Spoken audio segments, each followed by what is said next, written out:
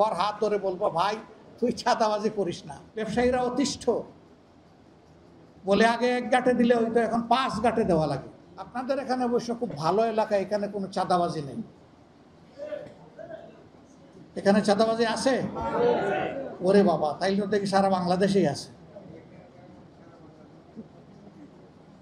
দোয়া করেন এমন একটা শাসন যেন আল্লাহ তাআলা আমাদের হাতে দেন, যে শাসন যারা দেশ যারা চালাবেন তারা নিজে চাঁদাবাজি করবেন না, আর যারা চাঁদাবাজি করে তাদের হালাল রুজির ব্যবস্থা করে দিবেন, যাতে তাদের চাঁদাবাজির প্রয়োজন না হয়।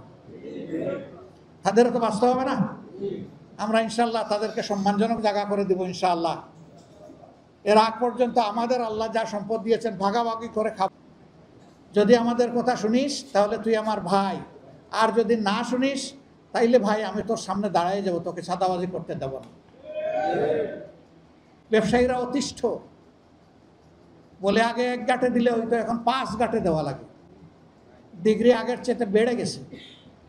আমরা ব্যবসায়ীদেরকে বলেছি আপনারা আপনাদের দায়িত্ব পালন করেন, আল্লাহ সুযোগ দিলে আমরা ইনশাল্লাহ আমাদের দায়িত্ব পালন করব।